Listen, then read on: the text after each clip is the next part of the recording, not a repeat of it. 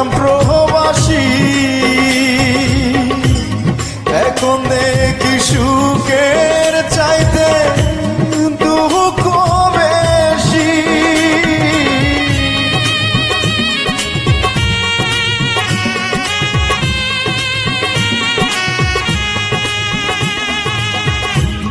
একটু সুখের আশায় আমি